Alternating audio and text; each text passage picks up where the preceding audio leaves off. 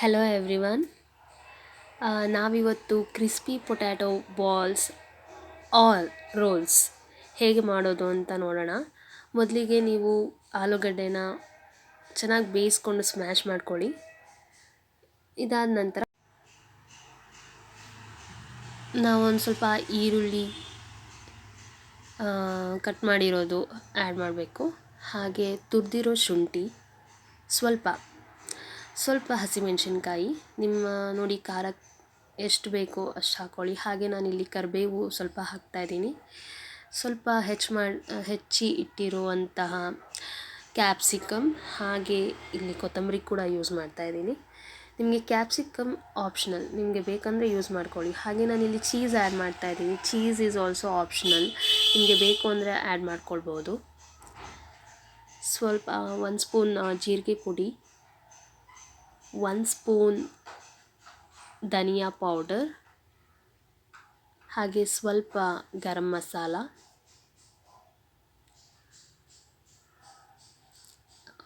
Okay. ನಾನಿಲ್ಲಿ ಸ್ವಲ್ಪ ಖಾರದ ಪುಡಿ ಕೂಡ ಯೂಸ್ ಮಾಡ್ತಾಯಿದ್ದೀನಿ. ನೀವು ಖಾರಕ್ಕೆ ಎಷ್ಟು ಬೇಕು ನೋಡ್ಕೊಂಡ್ಬಿಟ್ಟು ಆ್ಯಡ್ ಮಾಡ್ಕೋಬೋದು, ಆರ್ ಯು ಕ್ಯಾನ್ ಸ್ಕಿಪ್ ಖಾರದ ಪುಡಿ ಆಲ್ಸೋ. ಇಲ್ಲಿ ನಾನು ಉಪ್ಪು ನಿಮಗೆ ರುಚಿಗೆ ಎಷ್ಟು ಬೇಕೋ ಅಷ್ಟು ಆ್ಯಡ್ ಮಾಡಿ. ಸೊ ಇದೆಲ್ಲವೂ ಆದಮೇಲೆ ಈ ಮಿಶ್ರಣನ ಚೆನ್ನಾಗಿ ಮಿಕ್ಸ್ ಮಾಡಿ. ಇದೆಲ್ಲನೂ ಚೆನ್ನಾಗಿ ಮಿಕ್ಸ್ ಮಾಡ್ಕೊಳ್ಳಿ.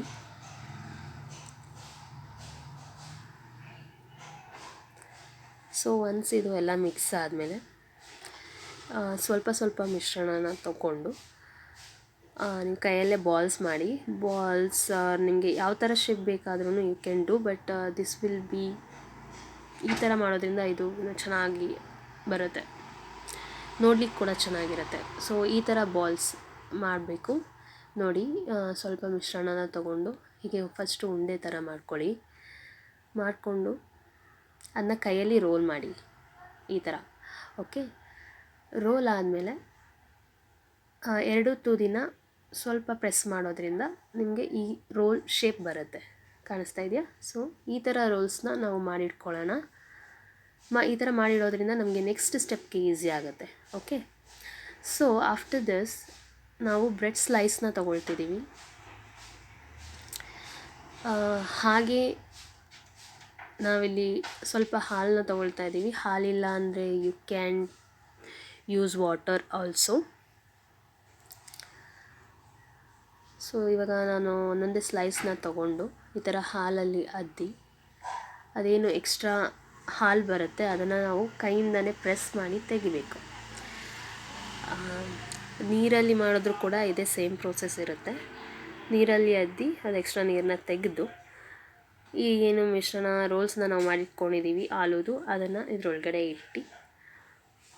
ಇಟ್ಟು ಇದನ್ನು ನೀಟಾಗಿ ಕವರ್ ಮಾಡಬೇಕು ಆ ಬ್ರೆಡ್ಡಿಂದ. ನೋಡಿ, ನಾನಿಲ್ಲಿ ತೋರಿಸ್ತಾ ಇದ್ದೀನಿ. ಈ ಎಡ್ಜಸ್ ಅದೆಲ್ಲವನ್ನು ನೀಟಾಗಿ ಕವರ್ ಮಾಡ್ಕೊಳ್ಳಿ. ಇಲ್ಲ ಅದು ಏನು ಆಲೂದು ಏನಾದರೂ ಕವರ್ ಆಗಿಲ್ಲ ಅಂದರೆ ಅದು ಎಣ್ಣೆಯಲ್ಲಿ ಬಿಟ್ಕೊಳ್ಳೋ ಸಾಧ್ಯತೆ ಜಾಸ್ತಿ ಇರುತ್ತೆ. ಸೊ ನೀಟಾಗಿ ಬ್ರೆಡ್ಡಿಂದ ಕವರ್ ಮಾಡ್ಕೊಳ್ಳಿ.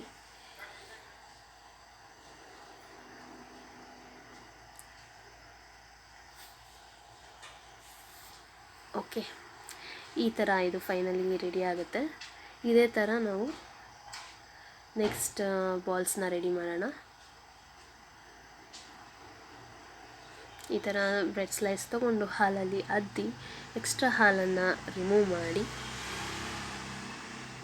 ಇನ್ನೊಂದು ಬಾಲ್ನ ಅದರೊಳಗಡೆ ಇಟ್ಟು ನೀಟಾಗಿ ಕವರ್ ಮಾಡಿ. ಎಡ್ಜಸ್ ಎಲ್ಲ ನೀಟಾಗಿ ಕ್ಲೋಸ್ ಆಗಲಿ. ಸೊ ಈ ಥರ ನಾವು ಮಾಡ್ಕೋಬೇಕು. ಹೀಗೆ ನಾವು ಎಲ್ಲ ರೋಲ್ಸ್ನೂ ರೆಡಿ ಮಾಡೋಣ.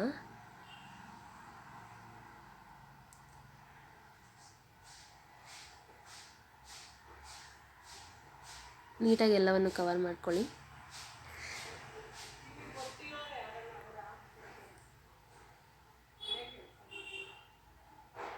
ನೋಡಿ, ಎಲ್ಲನೂ ನೀಟಾಗಿ ರೋಲ್ಸ್ನ ಎಲ್ಲ ನಾವು ರೆಡಿ ಮಾಡ್ಕೊಳ್ಳೋಣ. ಹೀಗೆ ಎಲ್ಲನೂ ರೆಡಿ ಆದಮೇಲೆ ನೆಕ್ಸ್ಟು ಎಣ್ಣೆನ ಕಾಯಕ್ಕಿಡೋಣ. ಒಂದು ಬಾಣಲಿ ಇಟ್ಬಿಟ್ಟು ಅದಕ್ಕೆ ಎಣ್ಣೆ ಹಾಕ್ಕೊಂಡು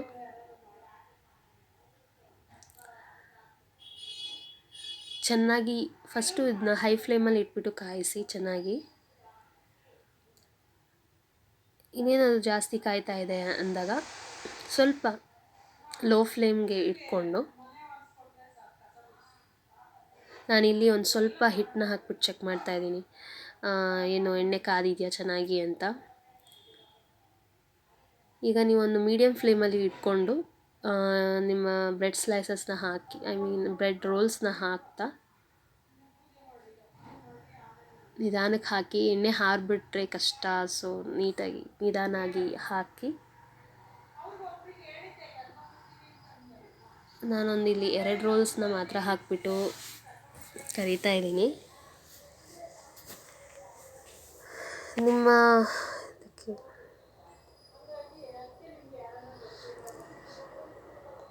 ಇದು ಮೀಡಿಯಮ್ ಫ್ಲೇಮಲ್ಲಿ ಇಟ್ಕೊಳ್ಳಿ. ಸೊ ಅದು ನಿಧಾನಾಗಿ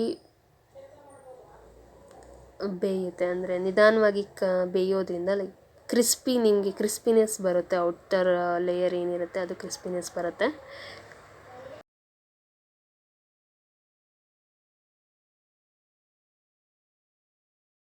ಓಕೆನಾ?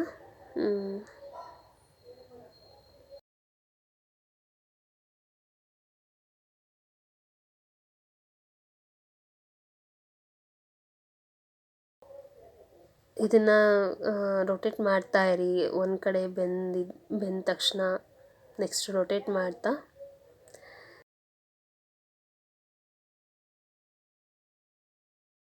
ಗೋಲ್ಡನ್ ಕಲರ್ ಬರೋ ಥರ ಇದನ್ನು ನೀಟಾಗಿ ಎಲ್ಲ ಕಡೆನೂ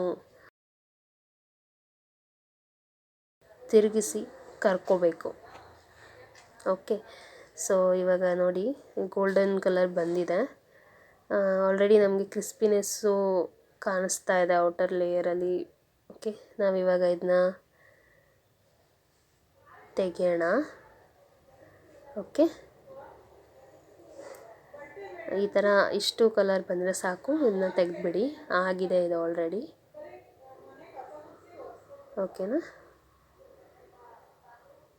ತೆಗೆದು ಒಂದು ಟಿಶ್ಯೂ ಪೇಪರ್ ಮೇಲೆ ಹಾಕೋದ್ರಿಂದ ಅದು ಏನು ಎಕ್ಸ್ಟ್ರಾ ಎಣ್ಣೆ ಇರುತ್ತೆ ಅದೆಲ್ಲ ಹೀರ್ಕೊಳ್ಳುತ್ತೆ. ಸೊ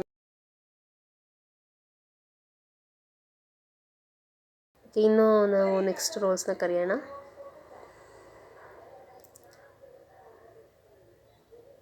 ನಿಧಾನಕ್ಕೆ ಹಾಕಿ, ಎಣ್ಣೆ ಹಾರಿಬಿಡುತ್ತೆ.